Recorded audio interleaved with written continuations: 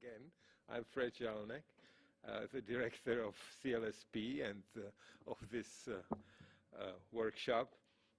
I just came back from Europe and I'm a little bit jet-lagged and haven't seen these slides, but my friends and colleagues have made them for me, so I'll speak to you about them. This is the program for today. The workshop this year has two themes, and I'll talk about it a little bit later. The history of the workshop, which might be of interest, is the workshop in some sense, started in 1993 at Rutgers University and was there in 93 and 94, and then it moved to Johns Hopkins in 1995 and stayed here since then. So this is the 12th workshop, if I add correctly. And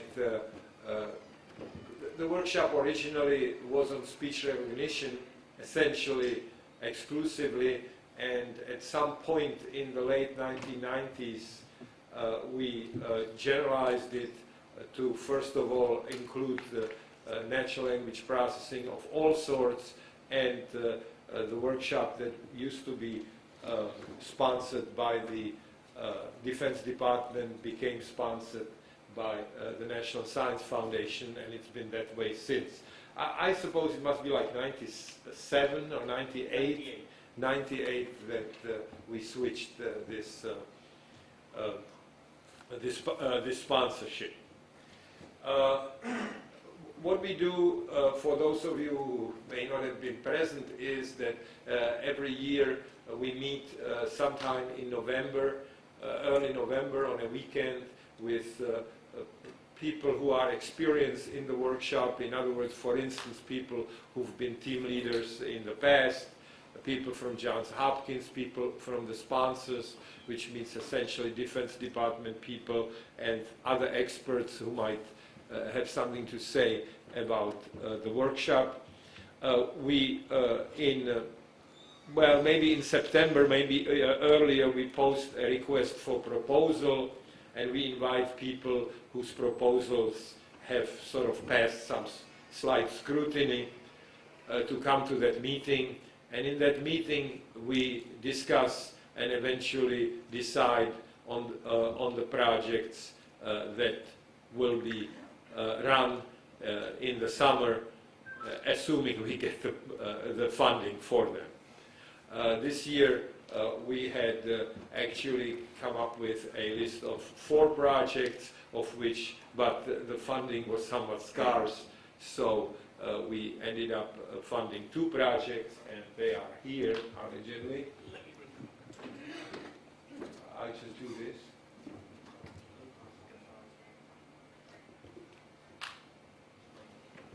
I don't know if you can read it. I assume that the project leaders are going to tell you more in detail about what these projects are about. I'm not going to read it. I can read the headline, namely Articulatory Feature-Based Speech Recognition and Open Source Toolkit for Statistical Machine Translation.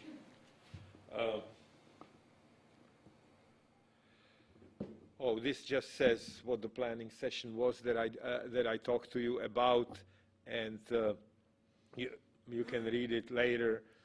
These were the proposals that were accepted for the discussion and whose proponents were invited to that session, and the 2 projects that we have that I have put on the projector before were the ones that were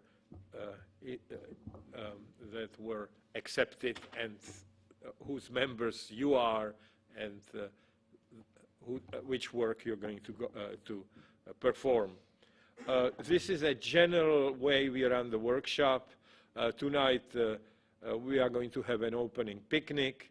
We are going to close on Thursday with a closing dinner, to which we invite all sorts of people, not just you. And in general, we have Wednesdays reserved for seminars and for team updates, and every Wednesday there's a seminar by some invited speaker whose work is either relevant to the workshop itself or whose work might be of interest to generalize our knowledge. Thursdays, perhaps you realize that we have not only experts and old hands on natural language processing working in the workshop, but also graduate students and undergraduates. And we meet, the undergraduates were selected in a, I guess, worldwide search, and we try to take care of them by talking to them on Thursdays and mentoring them in various ways and seeing what progress they are making. We usually go to a dinner on Thursday evening, which is voluntary and not required, but we select some kind of interesting restaurants to go to. Fridays there is an afternoon social. Actually, all afternoons there are some cookies and ice cream and sort of a short social hour around 3 o'clock. I don't know what time it's going to be this year. Sometimes it's at 3:30. But Fridays it's a little bit souped up. And then finally, as it says here, on the last Thursday of the workshop, we will have presentations of the two projects to see what they have accomplished, and there'll be a closing dinner. I don't know, is there more? One more. All right, here we are. This year we have a total of 25 participants, 8 senior researchers from universities, 11 graduate students, 6 undergraduate students, and you see there are some other statistics about international students, US citizens, males and females. Okay, thank you very much. I believe you are next. Who's next? Oh, Nick, our Dean of Engineering, Nick Jones, is going to talk to you next. Thank you, Fred. It's a pleasure for me to be here just to take a few minutes to welcome you all to Johns Hopkins, to this great workshop that I know has now a pretty rich history. I'd just like to take a couple of minutes maybe to say a few things about Hopkins and the sort of place that this is and why an organization like CLSP fits very, very nicely into what we do here. I believe personally in what attracted me to Hopkins as dean. I had been a faculty member here for many years. I went away to the University of Illinois at Urbana-Champaign for a couple of years, but then had the opportunity to come back as dean just 2 years ago. And one of the things that attracted me back was the fact that Johns Hopkins really is an institution that I would probably say cherishes the ability to do multidisciplinary research. For our entire history, going way back to the founding of the university, we broke rules. Even in the founding of the university, we were the first research university on the German model established in the United States. There were older institutions, but Hopkins was the first research university. Our hospital and School of Medicine, as many of you probably know, is really world-renowned and has really broken a lot of the rules in the practice of medicine and led to the terrific advances in like open heart surgery and a host of other areas. The same is also true in other divisions of the university, including engineering. And one of the things that I find really exciting about being dean of the school is that there is so much going on in the school, so much activity that cuts across traditional disciplinary boundaries. CLSP, as you all know, is one great example. There are other examples. We just in the last semester established 2 new centers. The first at the Institute for Computational Medicine, which is a collaboration among a number of departments within the Whiting School, but also clearly collaborations with medicine. And more recently, we established our Institute for Nanobiotechnology, and that has collaborations among about 5 of our divisions: engineering, public health, medicine, arts and sciences, and also to a lesser extent, our applied physics laboratory. These are the things that we really, I think, do well at. And so when you come to attend a workshop like this at Johns Hopkins, you really are in a place that values the type of work that you're doing. I think that this workshop is really a very, very exciting model. The fact that the CLSP is able to reach out and pull in a group of people from around the world at all different levels, I guess as indicated here, and really put you to work on a couple of really challenging projects for a 6-week period and come up with a tangible solution at the end. I wish that we had workshops like this in my field, because we would probably make a little bit more progress in some of the areas that I've been working on for the last decade if we were to do that.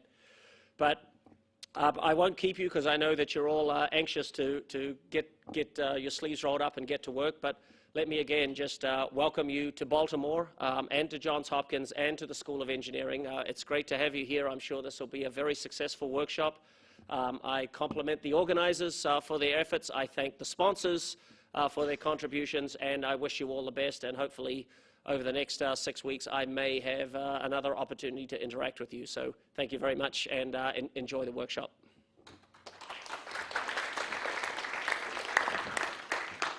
Talking of sponsors, we have 2 of them in the room, and let me just ask them if they'd like to come up and say a couple of words. First, Joe Olive, representing DARPA.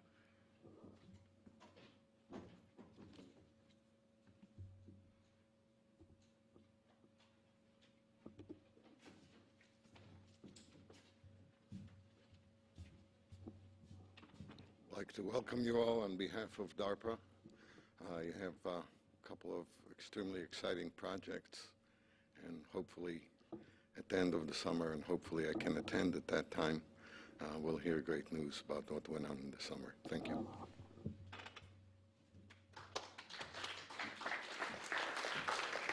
Who wants to do it for DoD? Boyan?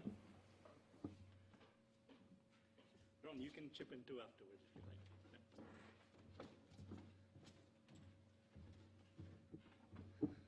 Thanks. We're very excited that this program is going on for another summer, and that you all are here to continue the great work that this series of summer workshops has been doing for, I guess Fred said, 12 years now. And we've been very happy with the results of this series of workshops in the past from, I guess, 3 different points of view. First, from the science that's come out of the workshop, and as evidenced by the very thick ream of papers that is available, that's come out of these workshops and have been published. Second, from the technology that's come out of this, including some of the open source software, and that we're hoping for more of from this summer. And then third, and equally significant, the educational mission, all the additional very valuable experience that the graduate and undergraduate students have had from this sort of very nice concerted effort that is going on during the summers. And we both sort of nationally and within the government, and also specifically within the DoD, always need to be hiring more specialists in all of these fields, and so we're always delighted when there are students that are coming out of these workshops into the larger pool, or specifically of going to work for some of the institutions that we partner with. The 2 topics this year I'm particularly interested in from one perspective, and that's what we can get, how we can get our technologies working as well as possible without throwing yet more data at it, but trying to bring in some of the linguistically motivated features or knowledge that can be integrated into the technologies that can improve the quality or decrease the training requirements for the same accuracy levels. And that's a very big area of interest for us that we need to put a lot of energy into for our practical applications of these technologies. So we're all very interested in seeing the results of the work for the summer, and look forward to seeing what the results are on August 17th. So have a good summer.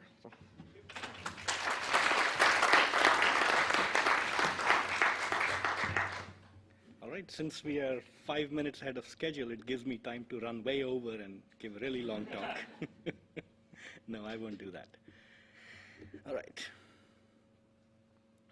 So when I started doing these little talks, I used to typically just tell everybody what we did in the 2 weeks that have just gone by, because for those of you who don't know, the workshop already started 2 weeks ago. So I used to do that, and then I realized that actually the workshop didn't start 2 weeks ago. The workshop started way before that. Right, so what happens is typically even before this workshop is over, we'll be soliciting proposals for next year's workshop. So that happens like, June, July, August, something like that. And then in September, we sort of really start calling people, and in October, we have a proposal deadline, and that's when the proposals come in.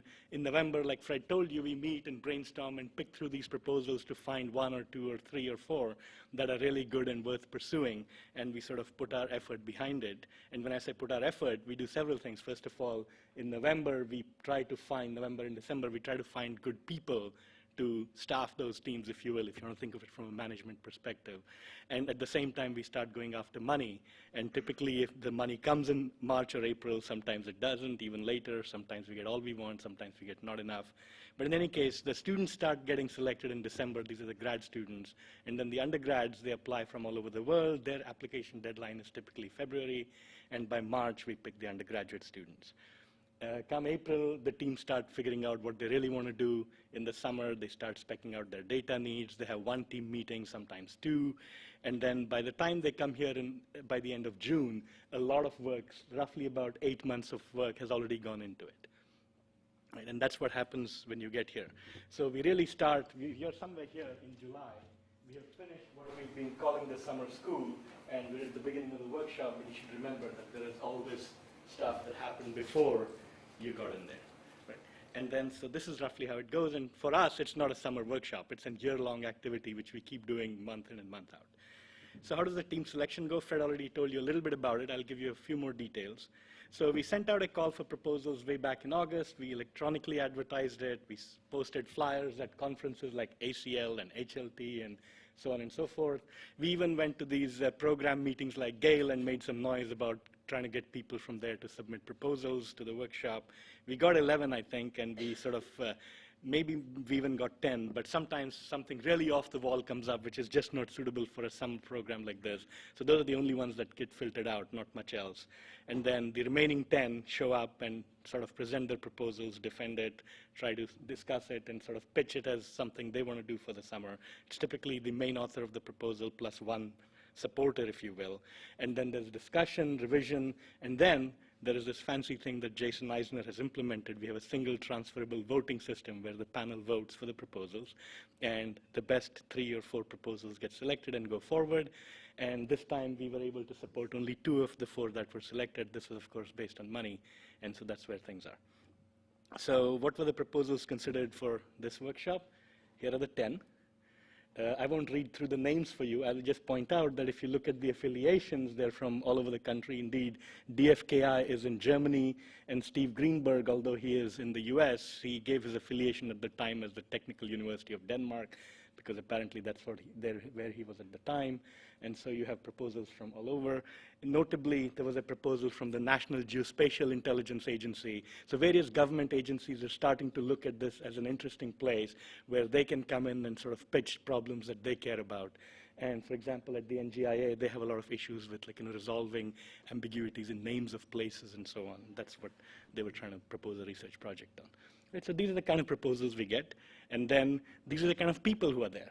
So don't bother with reading all the names. The names in green are academics who are not from JHU.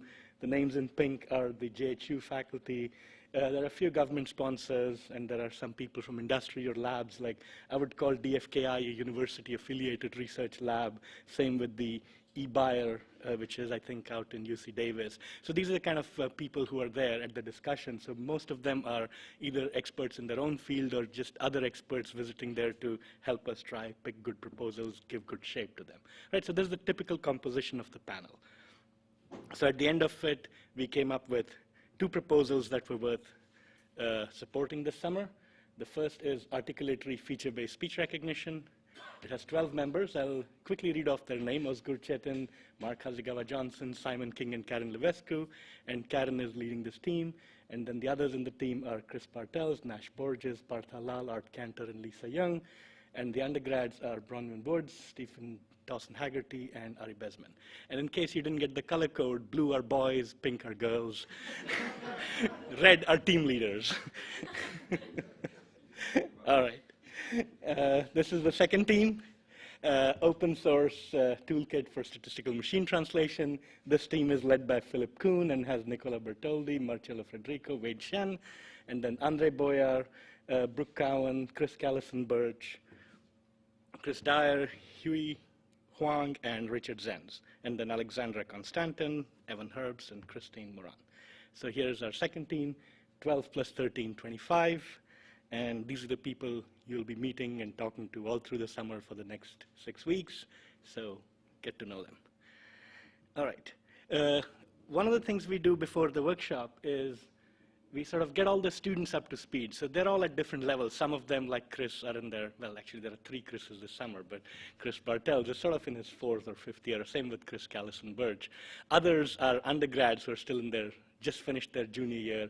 We try to sort of bring them all to the same level. Some of them find this boring, others find it very educational. But at the end of 2 weeks, everybody has had a 2-week tutorial on language technology.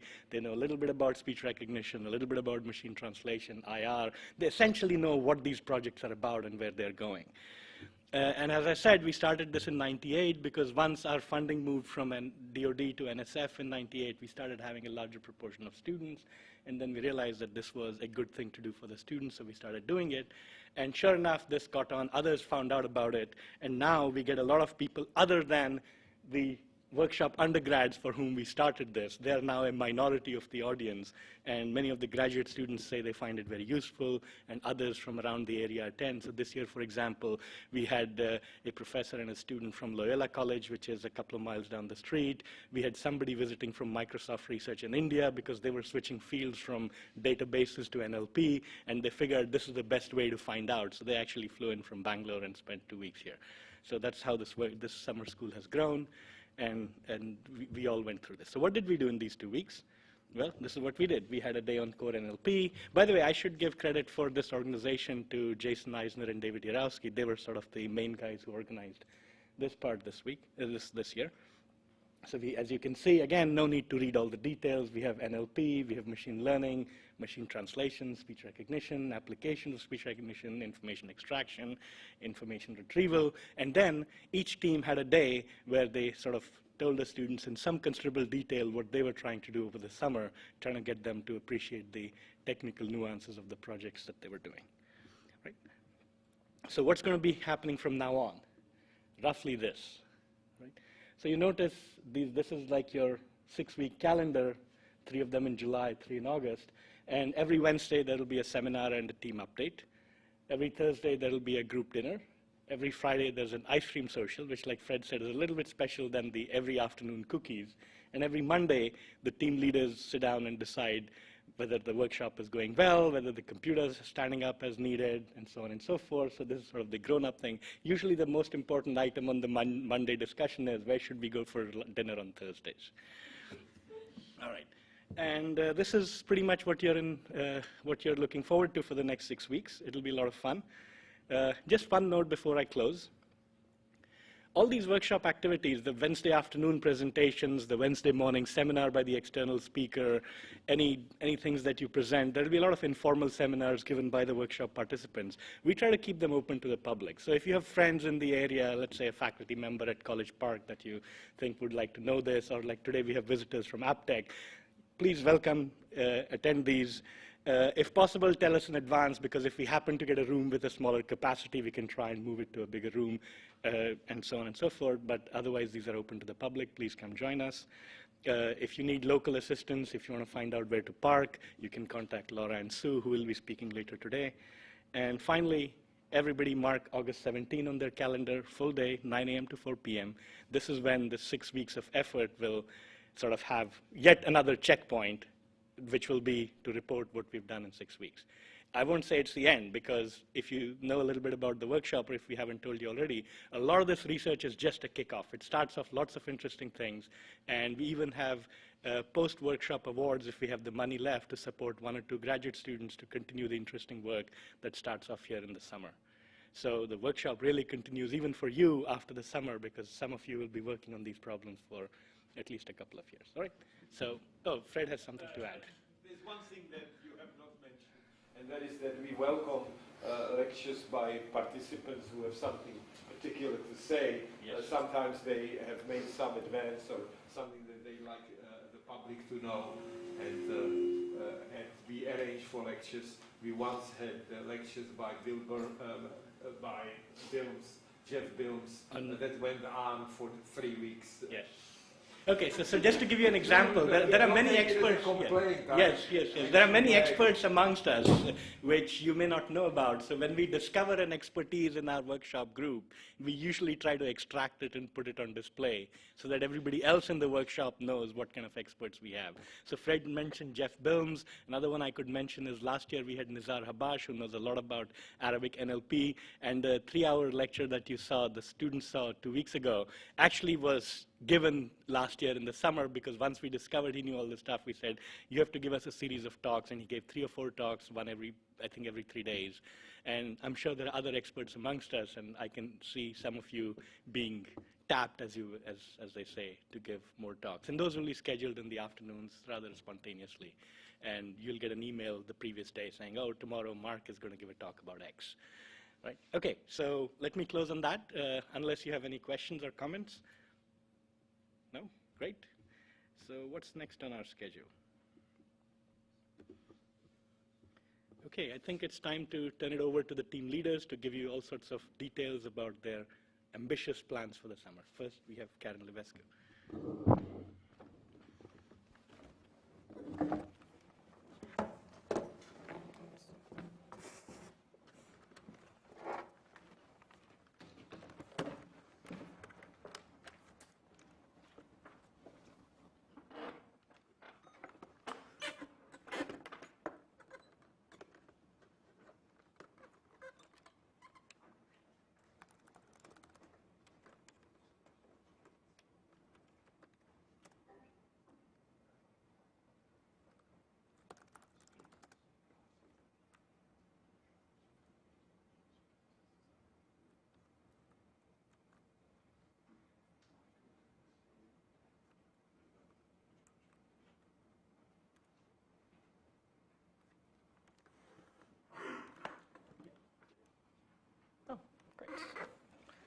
Okay.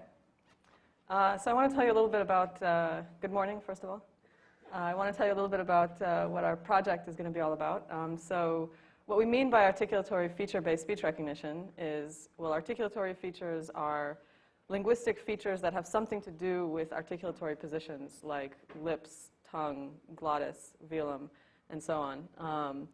And the idea is, and speech recognition is speech recognition, and what the idea is to use these kinds of articulatory features instead of or in addition to the traditional phone-based units to try to do a better job of speech recognition. And these are the team participants. I won't go through them since Sanjeev already has. We have 4.5 senior researchers, 4.5 grad students, and 3 undergrads. And we have a whole bunch of satellite members and advisors who've done things varying from giving us very useful suggestions to actually doing experiments for us before the workshop. And we're very, very grateful to them. So just an outline of what I'll be talking about today. I'll give you a little bit about motivations of our project and what our goals are for the summer. I'll outline what the main issues that we're trying to explore are, and then talk about what we've done up till this point and where we are now. So motivations for articulatory feature-based speech recognition, it's something that's been looked at for a long time in various different ways. And probably most of the people here know why people work on it, but just in case. The idea is that you could do a better job of modeling co-articulation, especially in conversational speech, where the speech tends to be reduced and highly co-articulated. And the reason for that is because of articulatory phenomena like lack of synchronization between the articulators, reduction, failure to reach articulatory targets, And maybe we could do a better job of modeling that explicitly. There's also a very nice application to audio-visual speech recognition. And that's been suggested before, but has not actually been done. So we're planning to work on that this summer. There has been improved speech recognition and performance in certain conditions using observation models that are based on articulatory features. So it shows that there is some promise to this kind of work. There's obviously the potential savings in training data when you train, for example, classifiers on articulatory features which have a dimensionality of maybe 2 to 5 or 2 to 10, rather than classifiers over 60 or phones or 5,000 triphones. And finally, phonology has come a long way since when we first started doing speech recognition, and we'd like to take advantage of some of the more recent theories of phonology, like articulatory phonology and autosegmental phonology. And why now? So a number of us have been working on various aspects of this problem, both on our team and not on our team, and it's time to put us all together. We also have recently developed tools that allow us to explore the model space a lot more systematically. For example, tools for using graphical models for doing speech recognition, and we plan to use one of those tools, GMTK. So just a little history of what has happened and what hasn't happened in the way of articulatory speech recognition. So there's been a lot of work on trying to understand what we can do, arguing for what we can do with articulatory features rather than phones and speech recognition. So many people have argued for replacing the single phone stream that we usually use in speech recognition with a bunch of multiple streams corresponding to articulatory features. A lot of people have worked on different parts of the problem, so articulatory feature classification, recognition, pronunciation modeling, meaning the mapping between words and articulatory features.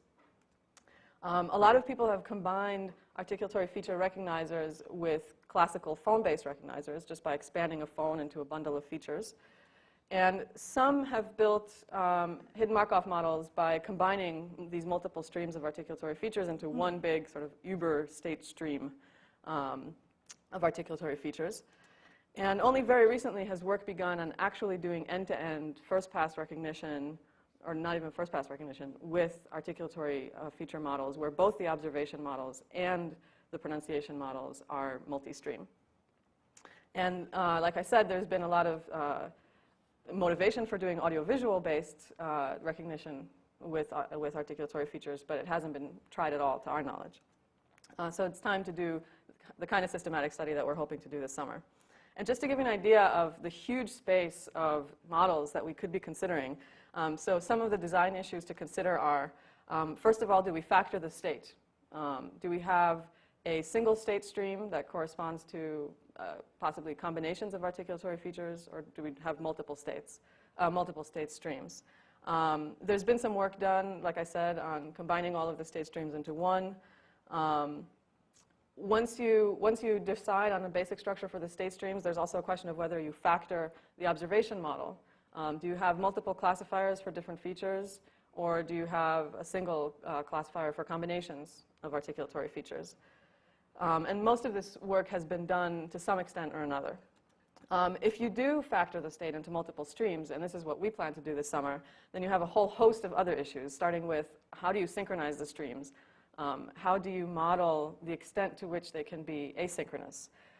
So here I'm showing a bunch of different ways that you can imagine doing asynchrony modeling, and the ones in black are the ones that have been tried to some extent, and the ones in blue are the ones that haven't, as far as we know. And once you do that, again, you have the issue of whether or not you factor the observation model. And then what kinds of context dependency do you allow in the model?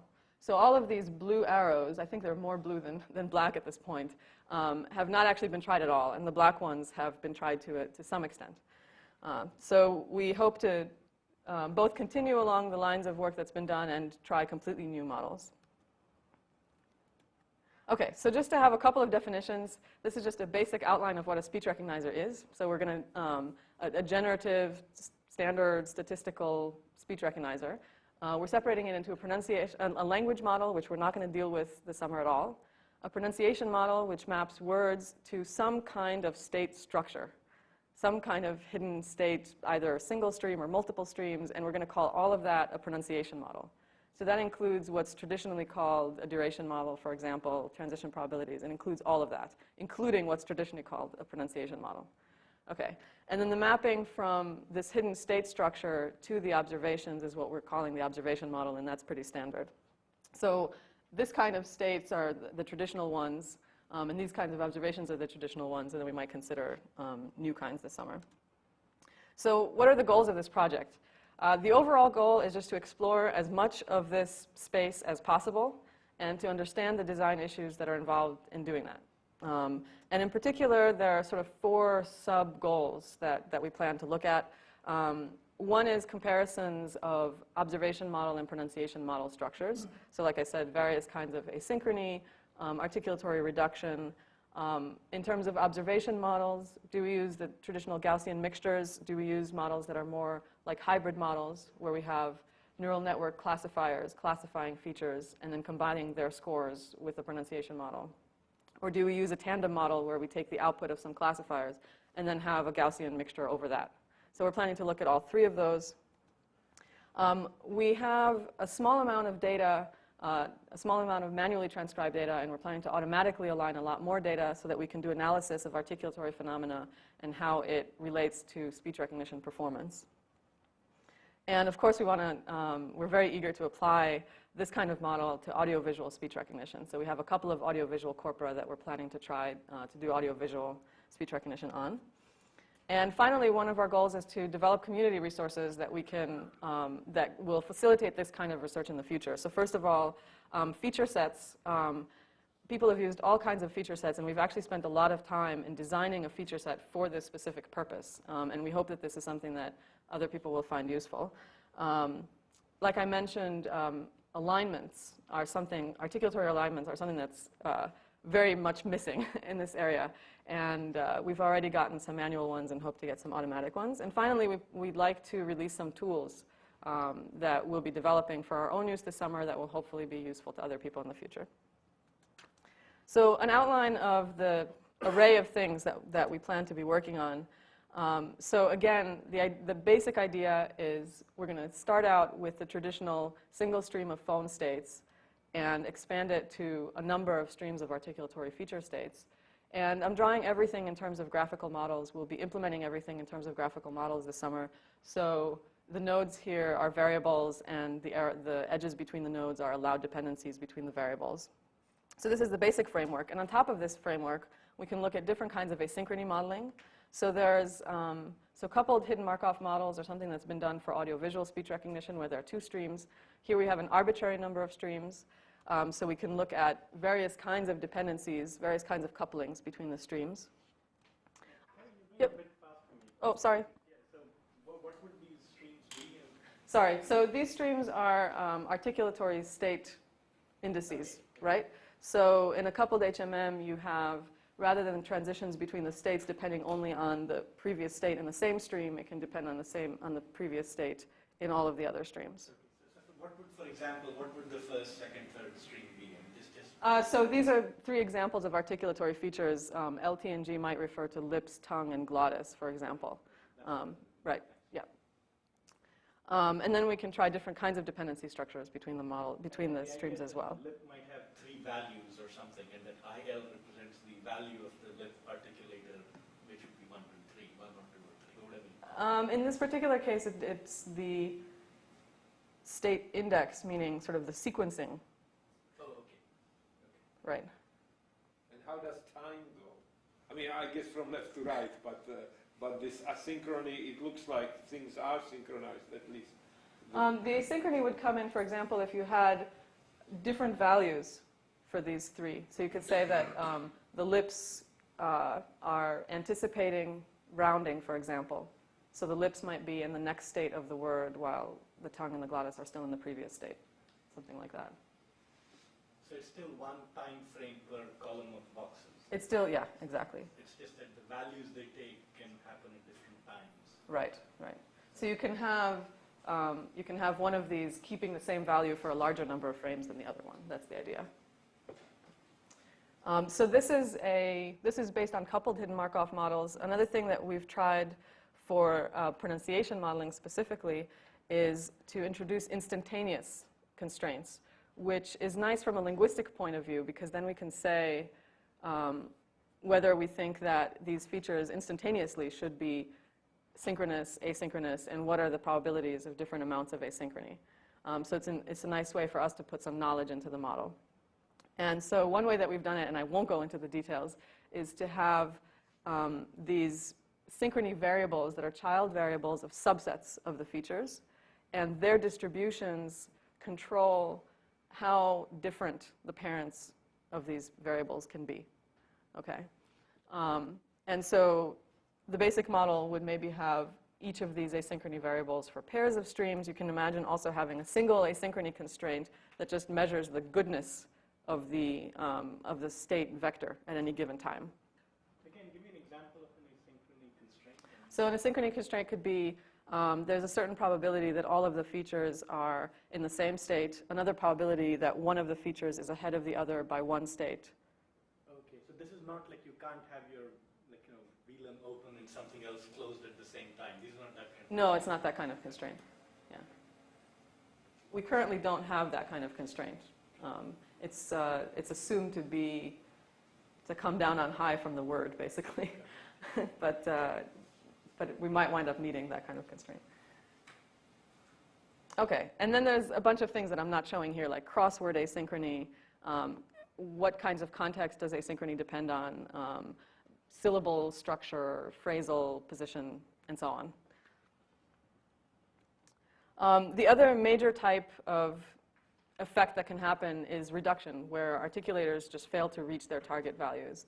And we call that reduction, but it's really substitution. Sometimes articulators overshoot their target values as well. So a more general term might be substitution. And this is similar to pronunciation modeling in phone-based systems, except applied at the state level, at the stream level, and possibly at the frame level. So we can say that in a given frame, there's a certain probability of having some articulatory reduction or another.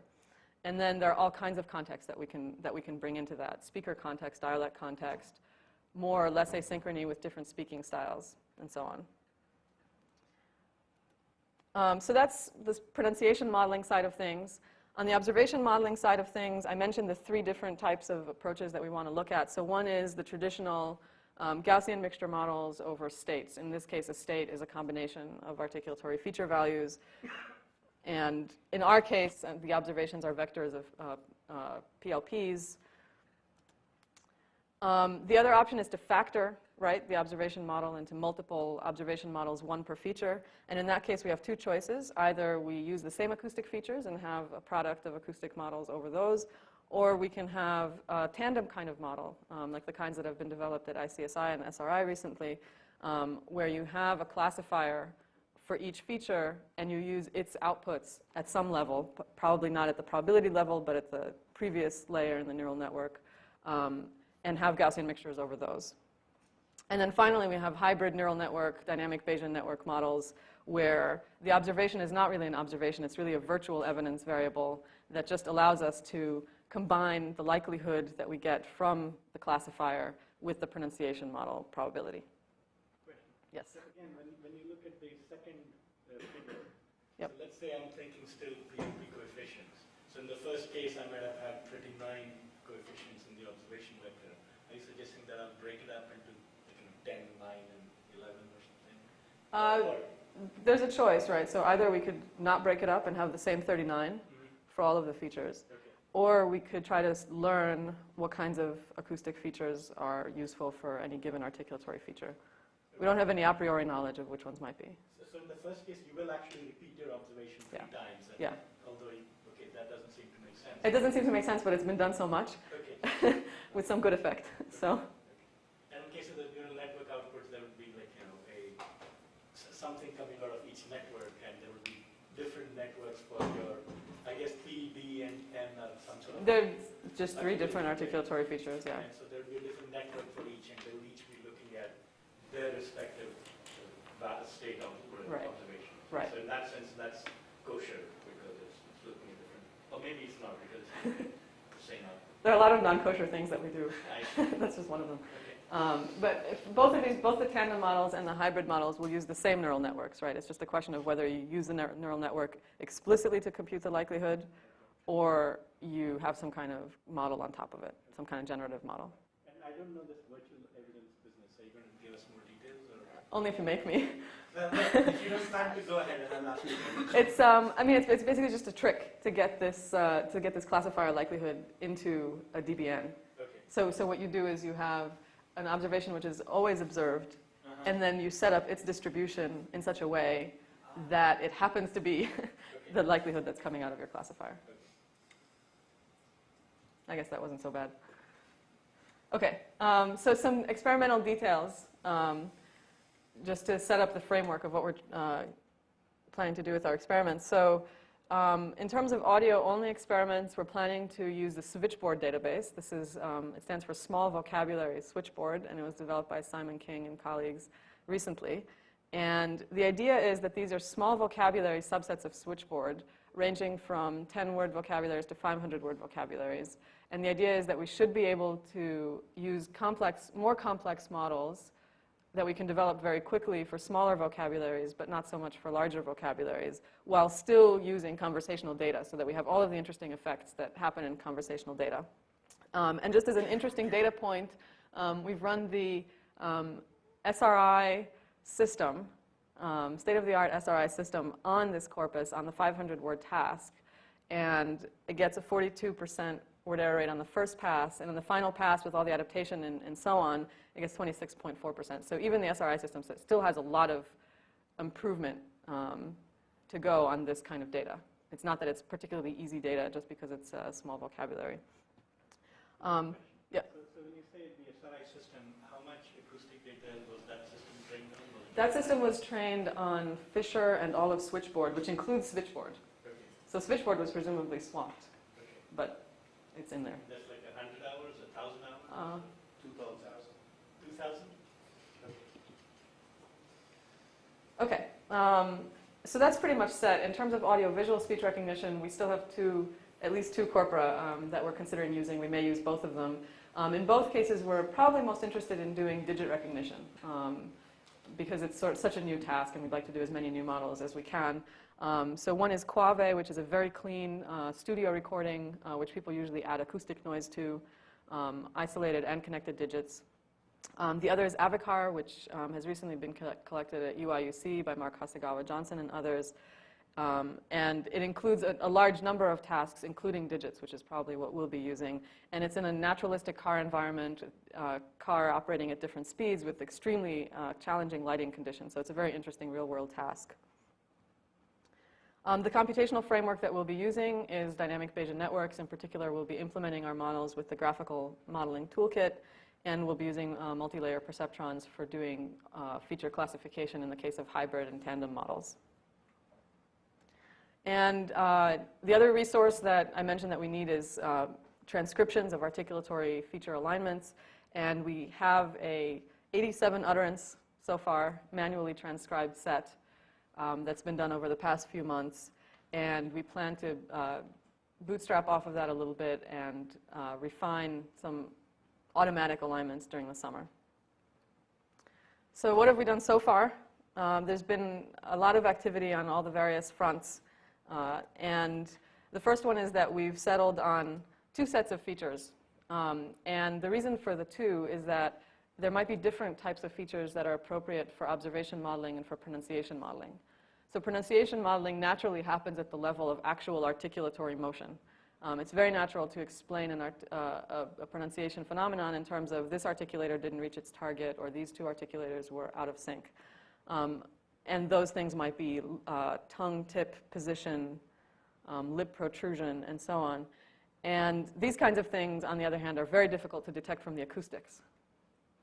Things that are easier to detect from the acoustics are things like frication, voicing, and so on. On the other hand, there's a deterministic mapping, or we hope that there is, from one to the other. So the idea is that we could use one feature set for pronunciation modeling, have a deterministic mapping between that and the observation modeling feature set, and use that second set for doing articulatory feature classification. So the observation modeling set looks more like a standard IPA type set, except that we're allowing for up to 2 constrictions in the oral cavity. And the pronunciation modeling one is based on articulatory phonology. The manual feature transcriptions that we have look something like this. This is a screenshot of WaveSurfer, which is the interface that we used to build manual transcriptions. So each transcriber, we actually have a multi-pass strategy for generating these transcriptions, which I'll describe. The purpose of this is both to test articulatory feature classifiers on real data, as opposed to phonetic alignments generated by a speech recognizer. This is something that's been missing in articulatory feature-based work for a while. And the other issue is to do a more detailed study of articulatory processes.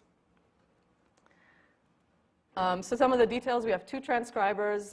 Both of them are highly trained in speech, so we didn't do a lot of training of the transcribers.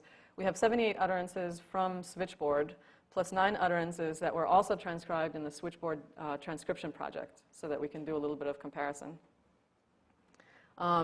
The transcription strategy was that in the first pass, the transcribers did a sort of a phone feature hybrid where they used phonetic labels when they could, and when there was no canonical phonetic label that matched, they used the feature tiers. And then in the second pass, this was post-processed to generate an all-feature transcription, and the transcribers edited these feature transcriptions. And the third pass was just discussion error correction. And we'll be looking exactly at how these transcriptions evolve over the different passes. Preliminary data is that it actually doesn't change very much.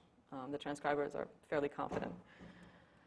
Some numbers on transcriber agreement. So per feature, we looked at both the percent of time that the transcribers are in agreement and the kappa statistic, which tries to account for chance agreement between the transcribers.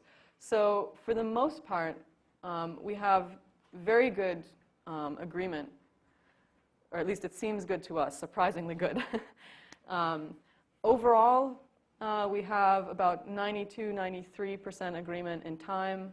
And in terms of string error rate between the transcribers, we have 10 to 14%, depending on whether they did all feature transcriptions from the beginning or this hybrid phone feature transcription. Yeah? I'm sorry, I had a phone call. That's okay. You probably explained it. How does a transcriber know whether the lips are closed or open? In some cases, they don't necessarily know, right?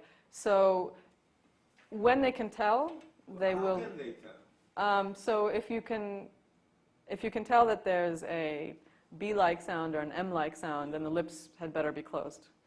I see. Right? So it's a conclusion. They use both acoustic evidence and spectrographic evidence. So I showed this.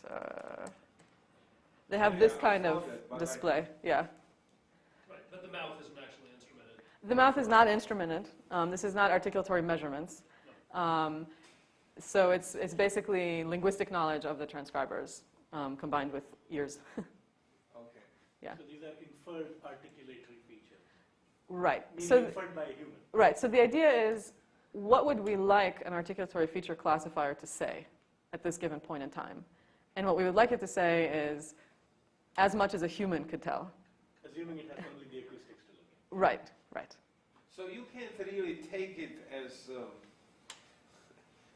the quotes through transcription. Yeah. You have to have some loose. I mean, when you train, you have to have some fudge factor. This is definitely not ground truth. Right, Yeah, exactly. yeah. It's a kind of a guide. And you should, I guess, invent a new type of training. This Which is is- actually not going to be used as training data. There's way too little data to use this for training data. So how are you going to... So training data. So far, the training data that we've used is phonetic transcriptions converted to this kind of features, which is the standard thing to do.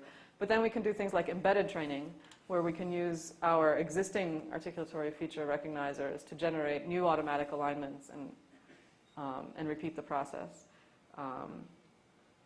And this really is just a sanity check, so that we get real testing of our articulatory classifiers, and also just a way to study the phenomena. Yeah, I have another question, which was to do with the percent agreement in time. Yeah.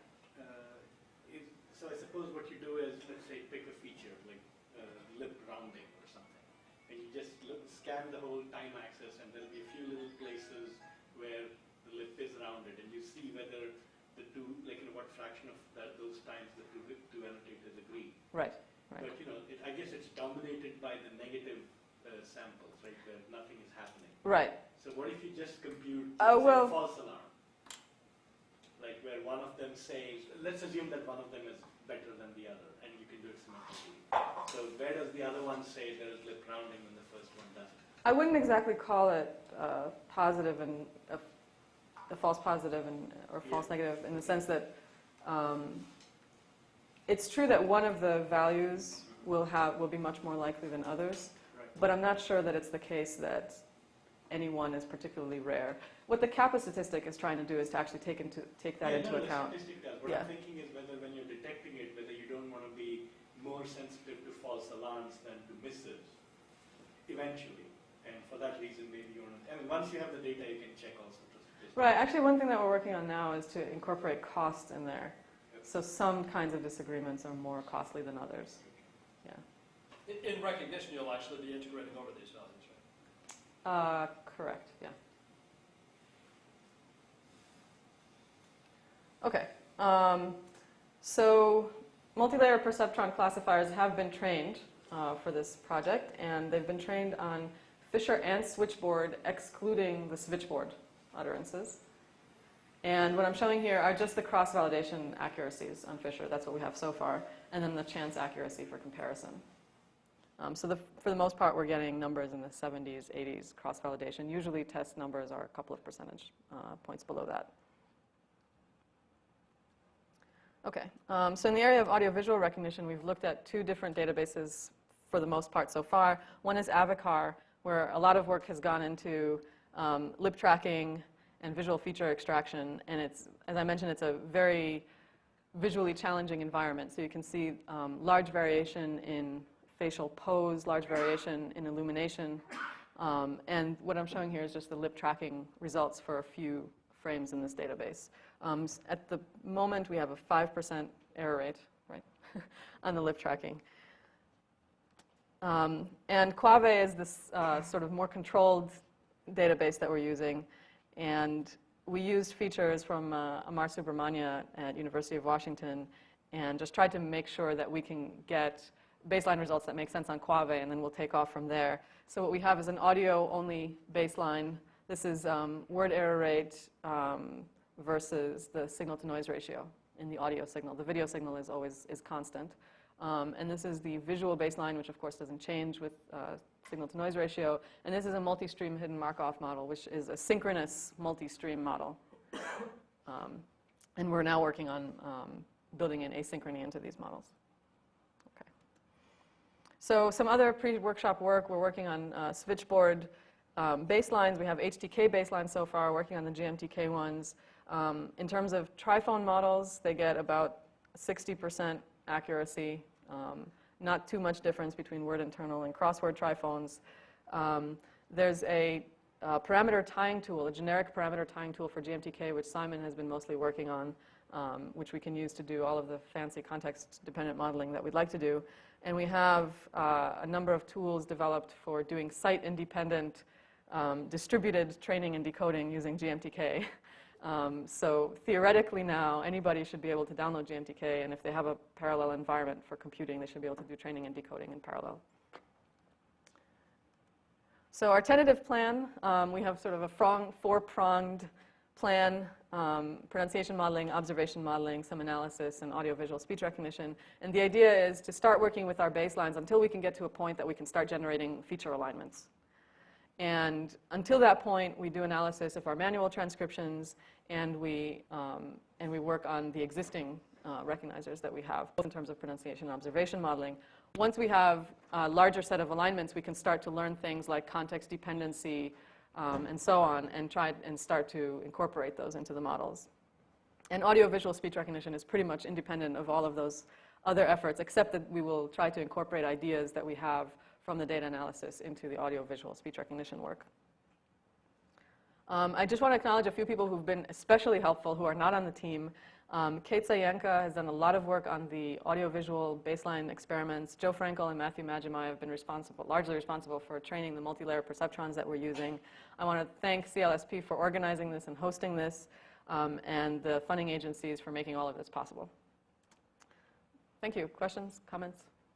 Yes, Liz, thank you. Okay.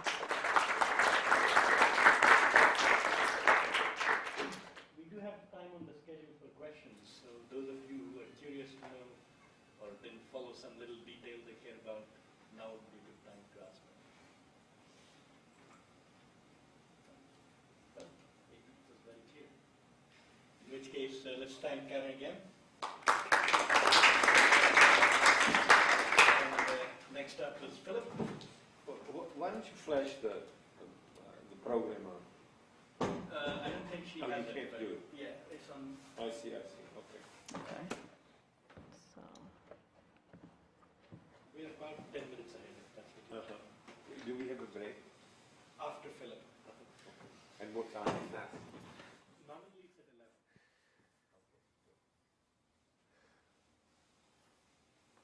It's called opening remarks.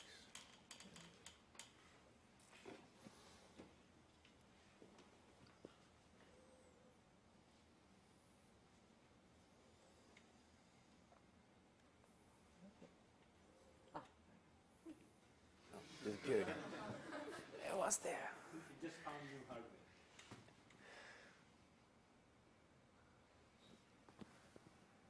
There's no way.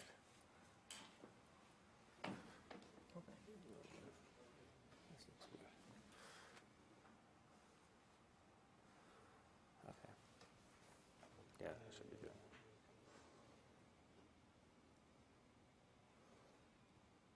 you have an hour, so you can't go too far. I'm just kidding.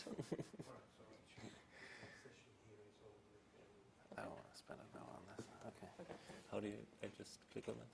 You just, View full screen. I think I haven't used.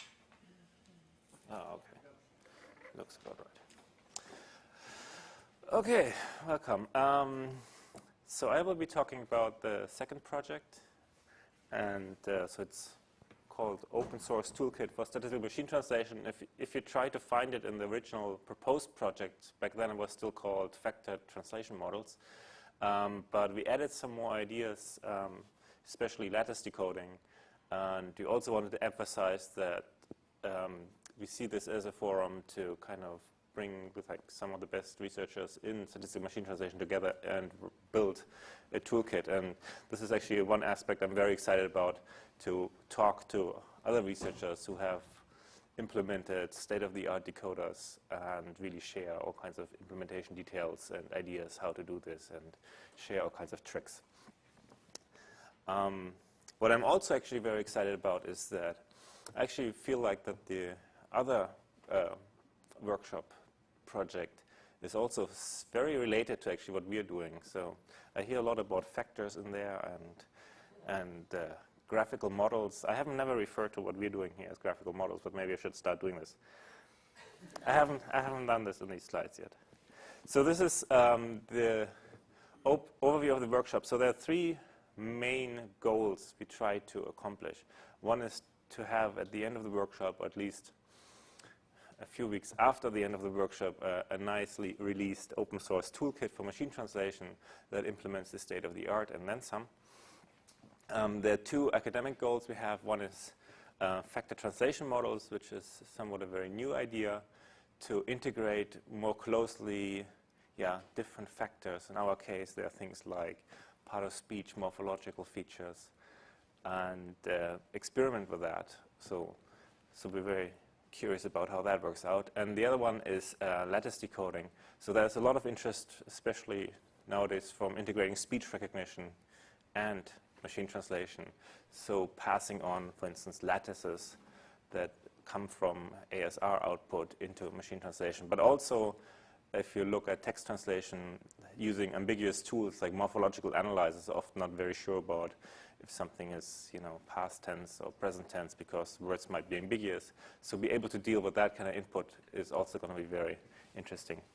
So that's actually then the natural integration of these two ideas of lattice decoding and factor translation models. So the workshop participants were mentioned already a few times, so I'll not go through the list. This is funded, of course, by all the funding that Johns Hopkins managed to pull together, and several of these people are actually also directly funded by the universities they attend. So I'm first going to talk about kind of what our goals are for open source toolkits and what we try to accomplish there. So the leading remark to that is that I think machine translation research has been aided tremendously by the availability, free availability, or being member of LDC through all these toolkits. I mean, one of the standard toolkit that everybody's using and will be using in the workshop too is Giza++, which was developed here now 7 years ago. Wow, seems like a long time, at a John Hopkins workshop. Like having corpora to train machine translation systems on is actually not a big issue anymore. So you can get for European languages or Arabic English or Chinese English, either freely available, downloadable from some websites, or through the LDC training data to build really realistic systems. So one thing that has been missing so far was an open source decoder. So everybody went ahead and re-implemented Pharo, which was a closed source decoder, which is available for a couple of years. And we try to kind of fill in that gap here. So I think this is the major contribution of what we try to accomplish here. So the standard mode of getting started in statistical machine translation research is download all these tools. Some are open source, some are closed source, and then re-implement the closed source tools. And that is pretty much, I guess, like a 1 year full-time time investment to catch up with just the people where, well then, a year ago. And that seems like a lot of waste of time. Actually, it seems also a lot of waste of time for me to always kind of keep up with what have other people done and then implement that in my decoder. And we try to hopefully ease this burden a bit. So our great opportunity, of course, is to have different people who have come to this in different ways and share their ideas and kind of come up with the best practices in the field, hopefully. So this is, so now particularly for this workshop, the goals we have. So training, we're not going to work much on that. So the training is pretty much done. All these systems are trained off automatically word-aligned corpora, and then it's just maximum likelihood estimation of various probability distributions. So that's pretty much done. Tuning is the step in the training where you try to optimize the model parameters, like how much weight do you give the language model. There are various different methods and implementations, and hopefully we're going to share some of them and figure out what is like one method that is easily released as a toolkit. And the bulk of our effort is going to go into the decoder. So I tried to find out how many participants actually built their own decoder. I came up with 5. And these are all kind of really state-of-the-art decoders. And so we try to... Are they all beam search decoders? They're all beam search decoders, all phrase-based beam search decoders. And there are some other people, I think Brooke, who implemented recently some syntax-based decoders. So they are all additional methods. But yeah, 5, like from Aachen, from Italy, from Edinburgh, like Chris Callison-Burch, Linear B, and Shen and MIT, all built basically state-of-the-art phrase-based statistical machine translation decoders. So, and we all kind of built them separate from each other without knowing exactly how the other people built them. So we hope to get all these tricks that other people used, get all the best tricks and share them. Hopefully that works that way. So we recently implemented, and this is going to be the basis pretty much of this workshop. Oh yeah, that's actually the 6th decoder that was re-implemented. At Edinburgh, one of the graduate students basically spent most of his time in the last 6 months on re-implementing a decoder ground up with the clear intention of having factored representations in it. This is what we call MOSIS. And it currently matches the performance of the publicly available Pharo and also implements some basic support for factored models. We haven't really done any big experiments on it so far, so this is where we start at the beginning of the workshop. We also have various implementations of basic confusion network decoding, so this is our approach to lattice decoding. We don't have that in this particular decoder, but we're somewhat optimistic that we can fit that in. I think that's the latest state of the discussion. So these are, yeah, as I already said, there's all these different places that I have built decoders and where now participants are here at the workshop. So these are kind of really state-of-the-art decoders as kind of try to kind of sell this here. So we have the best performance at the TC Star evaluation, which is a European speech translation or transcription translation competition that was held earlier this year. So ITC, Herbst, and Aachen had the best automatic scores, and for some reason Edinburgh got the best manual scores. I don't know what that means. All these scores were actually very similar to each other. So if you have, we also had a organized workshop at NEACL 2 months ago, where various participants worked on European language translation, and we are fairly confident that we're going to beat all of them with our toolkit. We also tried during the workshop, since it kind of overlaps with that, the IWSLT, which is also a very limited domain speech translation competition. We tried to put together a joint submission to that, so this is kind of a nice testing ground for. Quick clarification. So in TC Star, when you say automatic scores, what automatic scores are usually reported there? Oh, they had like so many of them, I can't even keep track of them. Okay. We actually won in one of them that we never heard of, and we then decided this is the best score ever.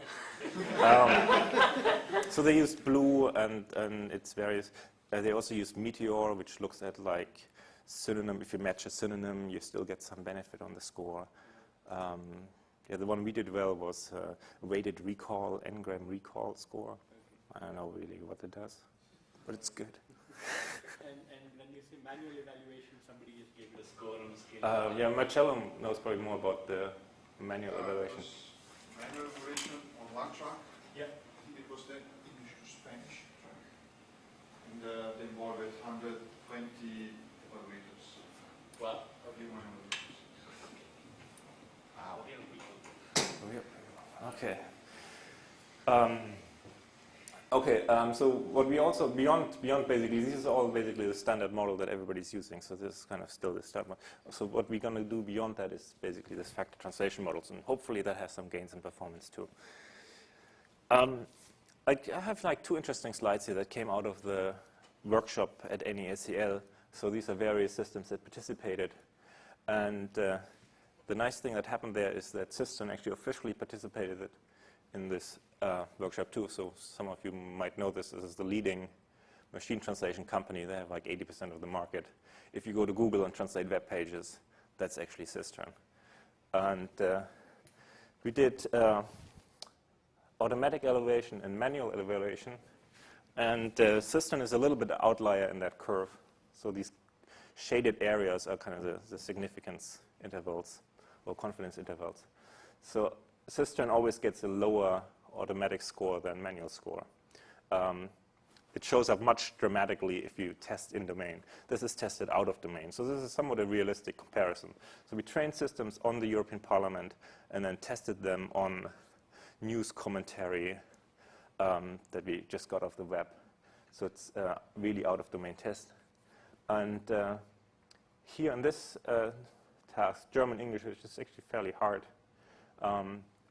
Yeah, the best statistical systems are pretty much at the level with System. When we translate from English, we consistently saw that System is actually better than the statistical systems. And I think that has a lot to do with generating rich morphology, getting syntactic constraints right in languages other than English, which is very impoverished in its representation. It's actually a really hard problem, and maybe we have one solution to that by making sure with all these factors that we're able to ensure more grammatical output. What is the scale here? What does adequacy mean? Oh, this is such a... so the way we did this is kind of the way the NIST evaluation and everything else do their manual evaluation. So we handed out always 5 system translations to annotators, and they judged it on fluency and adequacy. So I just show the adequacy here. Fluency is a very similar graph. So they judged the sentences by how much of the information is retained correct, and is it fluent English or not. And it is basically a ranking between the system that comes out of the scoring method, and that's, I think we officially didn't say at the beginning of the evaluation that that should be done, but that's basically what people did. They saw the 5 different translation outputs and then compared them in the scale and ranked them. So the best one was ranked at 4, and the second one was ranked at 3, and the worst one was ranked at 2. And we kind of normalized the scores, so the adequacy score is then really just, generally. So this basically says generally Cistern is ranked above And why the are other we systems. embarrassed at the fact that Cistern is still better after 20 years of statistical ethics? Because this is, you really have to realize what the comparison here is. So this is Cistern, this is their bread and butter, this is what they have worked on for 30 years. Well, so have you. Okay, no, I mean, it's your bread and butter too. what we did, we just took a corpus, which is not even in this domain, European Parliament, ran our system over it, and got this. So this is, we did no effort in really dealing with, what is the best, tokenization of the input, how do we deal with phenomena like names and numbers, how do we get data translated correctly. We did no syntactic modeling whatsoever. Yeah, I know, but how well would we do if we did that? Yeah, hopefully then. That's the question of the workshop. Yeah. We integrated the kind of linguistic information that Cistern is taking advantage of in these. Well, you're not forbidden, right? No, that's So why don't we? yeah. We're going to. I know, but why didn't we in the past? That's a good question. I think. I think because it is not easy. I mean, it's easy to write rules and then write more rules and keep doing this for 10 years, and then kind of you reach a point where you can't write more rules. But adding complex syntactic and morphological features into a statistical framework. But let me ask you something. Cistern sort of, if it has all these rules, the usual criticism of these things seems to be that, well, it works well in the domain for which you wrote the rules, and it's not easily, redone for a slightly different. Does Cistern have an advantage in this? I guess the comparison of these two slides also means they're just smarter in dealing with morphology. So these are, if you translate into what is this French, but it also shows up into German, you have to get the cases right, you have to have agreement over, single and plural. Nobody in statistical entity has done that so far at all. No, I guess my question is, when you say out of domain, is it just out of domain for the statistical systems, or is it also somehow out of domain for Cistern? I mean, not that you know what Cistern's have. Well, Cistern doesn't have a specific domain, or at least the system they build is. I think it would be important to see the gap between in-domain and out-of-domain performance. Also, in domain we beat Cistern pretty much in all these languages. I think when translating from English, we clearly beat them. Into English, we clearly beat them, and out of English, it's very close. Point that Cistern is somehow more robust, that they don't fall down I think as that's much. true. Yeah. So this is, I don't know if you saw European Parliament text too, and this is kind of, people ramble on forever about the Commission and the meeting and proposing a plan to come up with an agenda to address. So it is a different domain than news text. So far it seems that in all evaluations in domains, on general domain, statistical systems outperform Cistern. So this must also be said. So you could also the make point is basically robustness that you need. I mean, statistical methods need training data related to the domain test evaluation domain. I think we have two more questions. Joe, did you have your hand up? Okay. There are a couple of things. I'll talk out of both sides of my mouth. First of all, adequacy has got to be one of the dumbest measurements. Because it's really, basically, it's people involved in what it reads like rather than what it's about. And that's a real problem. So, Cistern gives you a fairly readable output, which is what rule generated. I could give you the same slide for fluency, and it looks similar. So. I give you the same. I can give you the same. I know, but we've seen that in LDC. They track extremely well. Yeah. On the other hand, it is, I mean, Fred, you really hit the nail, which is, I think that the statistical machine translation community became very one-sided and very lazy. All they said was, we have a paradigm, give us more data, and we'll improve our translation. And this is really the main reason why DARPA, last year, about this time, had no language program at all. Because basically they were looking only in one direction. One of the things that we're trying to do now is get people to look into mixing rules with statistics, doing other statistics such as parsing and morphology. I know when I came into the job and I kept saying morphology, and they said, well, every time you give us more data, we beat the morphology. Well, that's not the paradigm. And I think that's true translating into English, but not out of And English. it's also true when you're in domain, so Yeah. that's one of the things that you're saying here. However, one other criticism of the statistical MT community is they got very comfortable with blue. Blue is chasing your tail. You're measuring exactly what you optimized for, and consequently you get great results. MT05 showed us blue for Google at 51, for Arabic, 46 for a language weaver, and 34 for soccer. And we have a slide, I think Wade is fairly familiar with it. We show soccer and Google, and there's no way to judge the difference. So the point is, again, the community got stuck on something which has long passed, and I'm hoping that one day soon we won't see any blue scores anymore. So I have to say I'm not so critical of the blue score because it's a nice engineering method to improve on. And actually I could have shown you another slide where cistern is not here, but cistern is there. So has a very low blue score but a high adequacy score, and that's in domain. Anyway, but I don't want to make a discussion about blue right now. I was just trying to remember who was the wise man who said, every time I fire a linguist, my MT score improves. As part of the answer to Fred's question.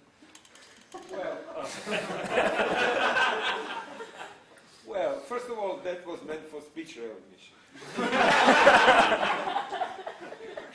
And certainly in speech recognition, the statistical approach is without competition. I mean, it's just the best. I also want to say that when the statistical approach was started in my group, I used to fight with Mercer and Brown, etc., that it's time to put some hand things into it too, and they wanted to be pure, etc. But Mercer and Brown are long gone. They are millionaires or billionaires or whatever they are these days. And you guys are now here, and it's time to do the best we can, regardless of what the approach is. Yeah.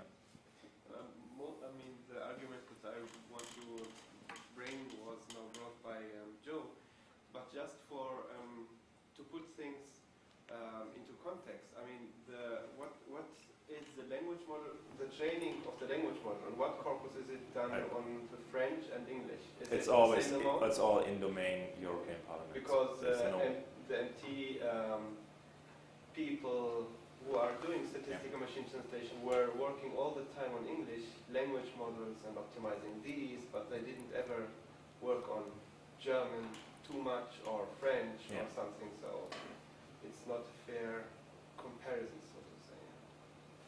But this is a bias in statistical machine translation in general. I mean, because so much of our funding comes from DARPA, and because they're so focused on translating only into English and not into other languages, I mean, that really changes how we look at the problem and makes us ignore problems that are significant for other languages. So following up on that, Philip, you've said twice that the reason Sistran is doing better on translation into French is that they pay attention to morphology and syntax, and I'm, that intuition flatters my preconceptions. Do you have evidence for it? Do I have evidence for that? Yeah, based on even eyeballing I think results. it's kind of based on me looking at output when translating into German. There are a lot of statistical systems make a lot of mistakes that Systran doesn't do.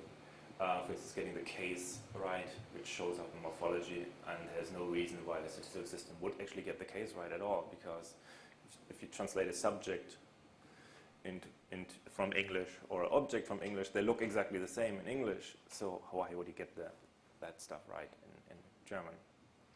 And yeah, noun phrase, agreement on case and gender and all those And kind these are of problems things. that are penalized by the evaluation metrics that you're... They get, yeah. Penalized by blow because They get penalized by blow because if you get the morphological variant, you get no score for it.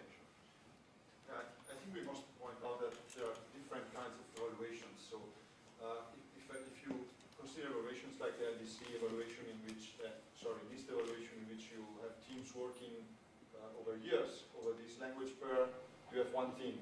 But here, I think we are in a situation in which a system like German to English was developed in a few days. Yeah. So you just run an existing toolkit or MT system you have developed on new data. So I think the comparison against Systran are quite different. So I would see it in a positive way. I mean, you are very close to Systran without any work here on this language pair. So it's a matter of looking at the half empty or half full class. Yeah. I mean, you can say that, okay, this is the performance German-English. System has a system for that. I can build your system for Finnish-Greek. There is no system for that, and I can build one for you in a day that is, comparable with what system would do in 10 years. If you get corporate land. Yeah, for European Parliament, I have these corporate. So. Just to complete this, I mean, we did U-Trans in a European Union project. We had a comparison with Systran and the RWTH system, and we got optimizing the system towards our statistical machine translation system, towards the domain. We had something like 68%. I forgot what measure it was. I think it was MWIER compared to Systran, which had 58. Just by using more complex language models, but based on statistics again. And when you say we, you mean? RWTH, Okay. that time. Okay. Just so people know. Okay, I think I want to move on then. Talk about what I actually want to do in this workshop. Good. I shouldn't start talking about evaluation. So this is kind of the sales pitch, and it kind of took all the wind out of it because we already agreed on all these things. So currently in statistical machine translation, the best systems work on phrases. So they basically take short chunks of text, which we wrongly call phrases, and map them from the source into the target, and we shuffle them around a little bit, and we have a language model that sorts them through. There's a lot of really highly developed statistical machinery and learning methods to come to that point. So EM algorithm, generative models, discriminative training, all these were very important things to have in there, and they're not trivial. But on the other hand, we pay very little attention to syntactic information. We really look just on the source, on the surface form of words. So we have no explicit syntactic information in there. We have no use of morphological information, and when people try to put in morphological information, it's always kind of as a hack. So the typical way to use morphological information, for instance, for Arabic English translation is to pre-process the Arabic and throw away unnecessary morphology. So it's just really to make things then fit the model as we have it. So the big question is how do we build richer models that take all these things into account, because they do matter in translation. And so this is one attempt at an answer on this. So I think it's most clearly kind of illustrated at the example of morphology. So current models treat house and houses as completely different words. There's nothing in the model that kind of takes advantage of that they basically generated from the same concept. For instance, it means if I've seen a lot of instances of house, but I haven't seen houses at all in the training data, I don't know how to translate it. So in English, it's always hard to kind of demonstrate why that is such a huge problem, because you don't have that much morphology in English. So you have singular and plural for nouns, and you have some word forms like past tense and present tense, but then if you look at news text, everything is pretty much in past tense, so it's actually not really such a big problem. For other languages, that's a huge problem.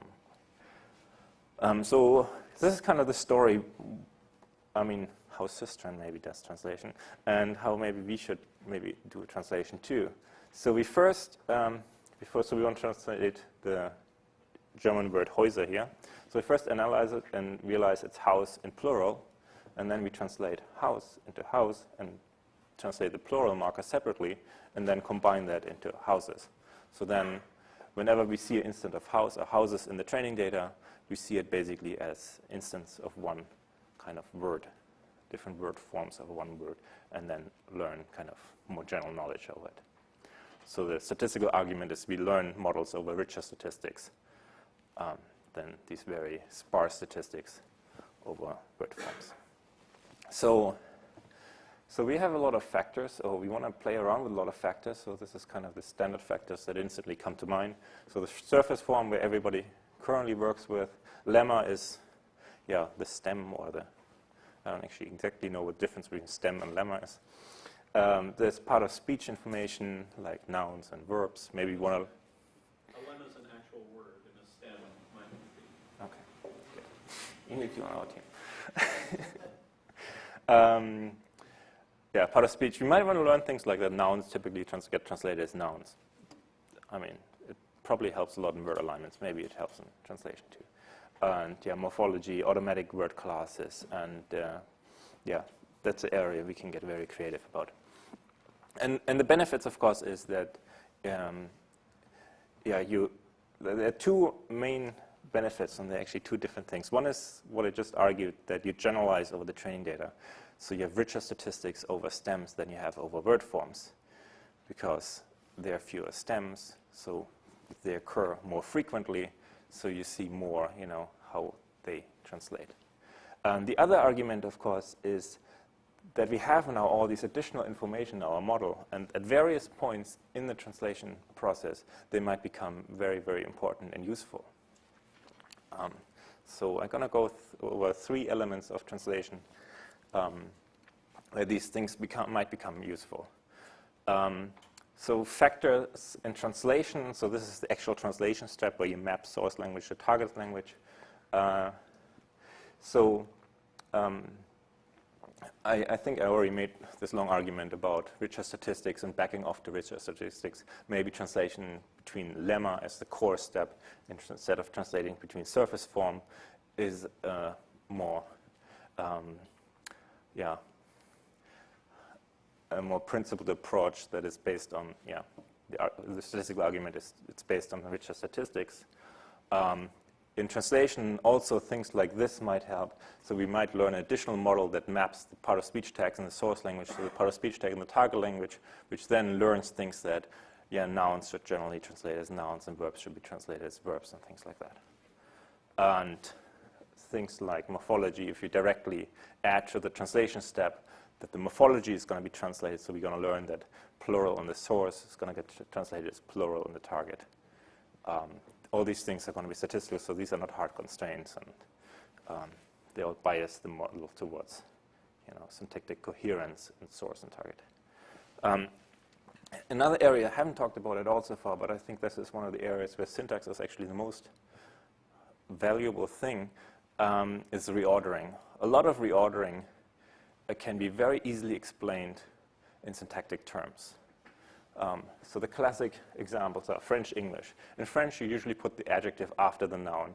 In English, you put the adjective in front of the noun. This is so easy to say, and if you could put some statement like this into the model, that we learn that whenever we see noun adjective in French, we want to translate it as adjective noun in English, that would be really good. Currently, we learn for each particular noun and each particular adjective that we have seen them in this order in French, and on the other hand, we have seen it in the different order in English, so that's how we learn how to map it. So we can only do this reordering because the language model has seen these words in sequence in English, or the translation step has seen these words translated and reordered in sequence. So a couple of other examples. So there's certain function words in Chinese, for instance, that indicate that noun phrases get flipped. Arabic is another example where you usually start with a verb, then have the subject, and then the object. So you have to flip the verb at the beginning of the sentence with the subject.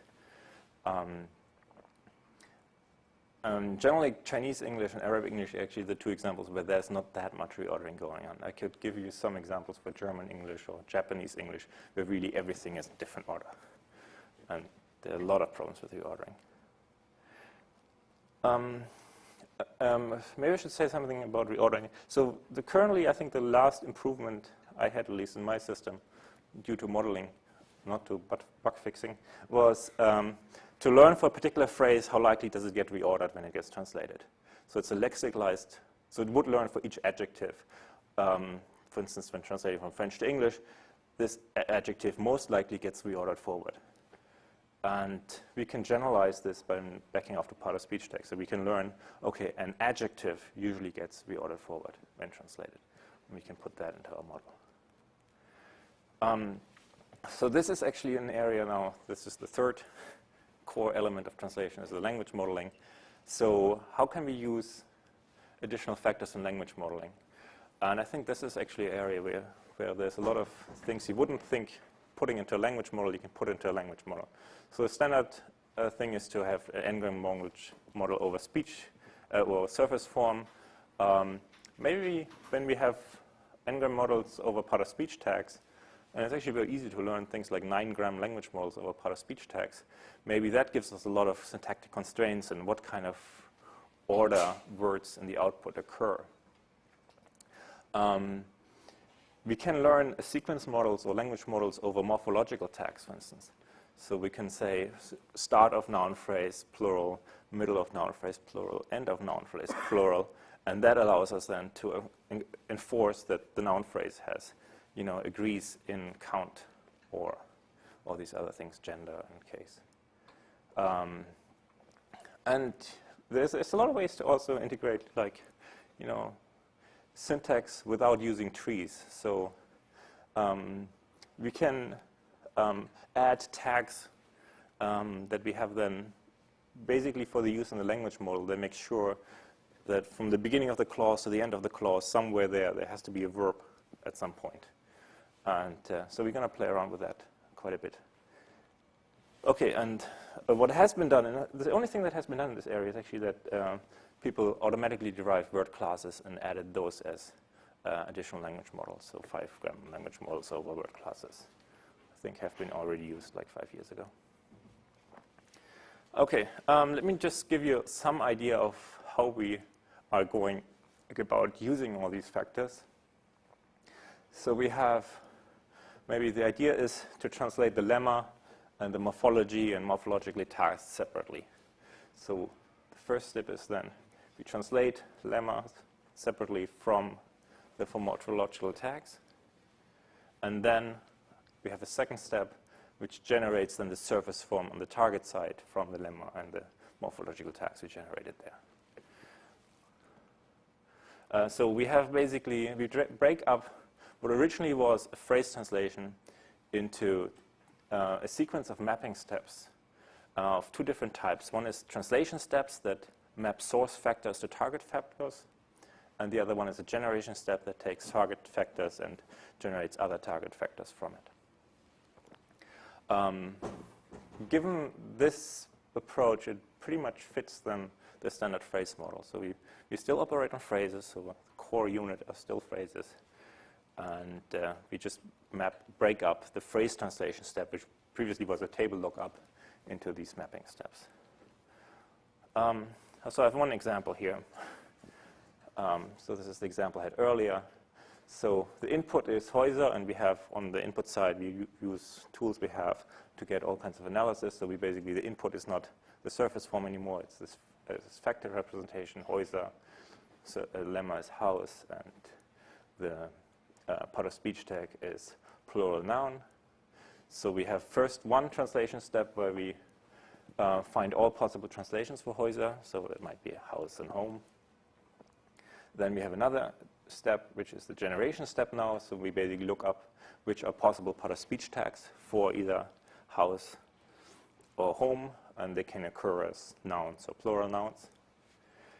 Then we map the part-of-speech tag from the source language to the target language. So you see there's actually nothing gets added here, but additional probabilities get factored in. And maybe some of these hypotheses get eliminated. Maybe we realize certain things actually can't be mapped. And then at the end, we have a second generation step where we just basically say, look up probability of house given, house in singular, and probability of houses giving house in plural. This particular generation step kind of cries out to us the question, why don't you use a morphological generator? And maybe that's what we should ultimately do for things like that. But let's deal with that then. Okay, so this is kind of some of the open questions we have. So the fundamental question is, of course, how do you break up the translation process into these steps? So how do you decompose translation into a sequence of generation and translation steps? One question also arises, should you use the same segmentation? So segmentation, I mean breaking up the input into phrases and then translating phrases. Should you use the same segmentation for source for all these different steps? Maybe if you have a reordering step, you want to look up at a larger part of speech text sequence than when you do lexical translation. So currently we enforce the same segmentation for all these steps, so that may be a shortcoming. So the big question is which information is useful. So these are some hunches. So translation is mostly lexical. If we back off dilemmas, we have richer statistics. And reordering, syntactic information will be very useful. And in language modeling, we can use all kinds of things. And the novel thing we try to exploit is using syntactic information in sequence models to enforce grammaticality. So we already prepared a lot of data with these standard annotation tools like morphological analyzers and parsers even. And we might also want to automatically derive some word classes by clustering words into classes automatically. So the other issue we haven't really implemented so far, but we probably should explore, is back-off models. So currently we say there's one way to decompose things. But why do you need to decompose everything in these little steps if you have seen a certain phrase as surface word phrase so many times translated into something in the target? So maybe we want to allow multiple paths through this translation process. Maybe going all these steps when we haven't seen things so much and using like some standard phrase mappings if we have seen them. Okay, so I have 3 more slides then at the end of the other topic we want to deal with was lattice decoding. So the question or the problem of lattice decoding arises when you want to deal with ambiguous input. So that might be multiple morphological analyzers give you maybe just multiple possibilities what the source is, but not really the one true answer. One classical problem is also word segmentation for Chinese. In Chinese, you get input and you don't really know what the words are. So there might be, ambiguous ways to encode that. The real reason why all this arose is speech recognition. So if you have a speech recognizer, you could pass on the best guess of the speech recognizer to the translation engine, but you could also pass on all the alternatives. So I'm not sure what the first word was. It sounded like house, but it might have been houses. And so passing on both possibilities might be useful because maybe the machine translation system is able to make these decisions better than the speech recognizer alone. So the current approach with passing on information from upstream tools is to just pass on the one best. So there's one input sentence then passed on to the engine. And it would be better to not just pass on like the one best solution, but a lattice of words or input factored representations. So our approach here is to use a confusion network. So there's an example for that. So this is something that might come out of speech recognizer or something. So for the first word, you have a couple of choices. For the second word, you have a couple of choices. For the third word, you have a couple of choices. And there's the one best choice here that the recognizer thought was the right one. But when we actually do translation, we might decide that we pick sometimes other alternatives. So if you look at this, you can see there's an exponential number of possible sequences you can extract out of that. And so this is a much more compact representation than having an best list over this exponential number of possible sequences. Okay, so the open questions here is just a lot to do with effective and efficient computation of these confusion networks from word graphs. Of course, if you allow ambiguous input into the machine translation system, then the decoding problem gets much more complicated because you have to deal with so many more alternatives. So how do you still do that efficiently?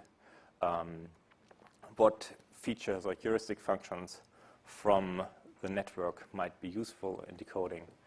And hopefully be able to integrate that with factored models so we can apply this not just to speech recognition, but also to ambiguous morphological analyzers and all this kind of thing. Okay, that's...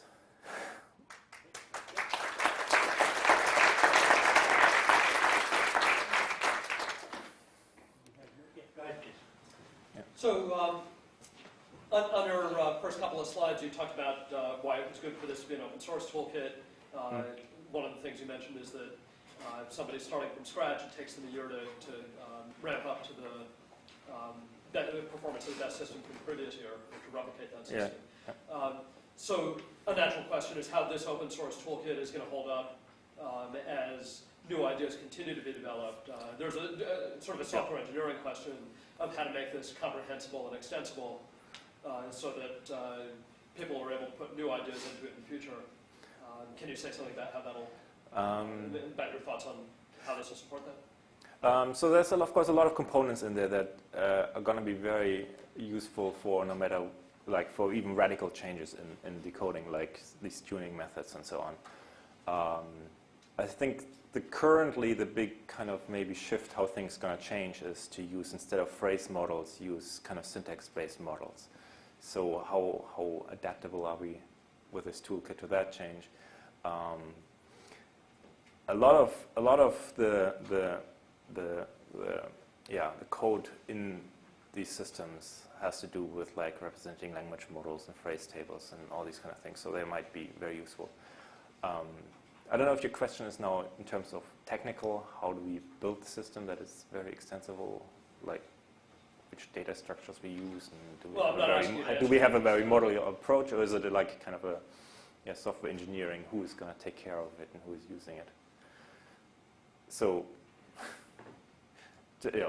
since I asked the questions, I can answer them. So the second question is, so we definitely we basically intend to use that, for instance, in Edinburgh. This is our main system for the coming years. So we used Pharo up to now, and we're going to completely abolish that. And hopefully other workshop participants or other people who get started or otherwise are motivated to use this then do the extensions they do in this toolkit.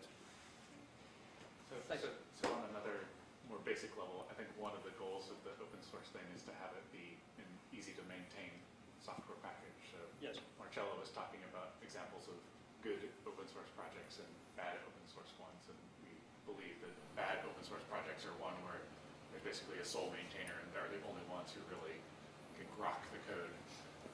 And unfortunately, like I think the ESA++ is much like this. Like it's designed in a really compact way, and all the variable names are pretty obscure, and it's not really easy to read. So we're trying to introduce like readability and maintainability and that sort of thing. Modular. Yeah. So our first challenge is basically this workshop. So so for instance, Moses, that code is really written by Hieu, and I spent some time looking at the code occasionally, not as much as I should have. And well, now we suddenly have to give it to like 13 people, and they're going to come up with all these questions, so we're going to be forced to make things as easily understood as possible in terms of writing documentation or documenting the code better. So, yeah. Any other questions? Well, let's thank our speaker again.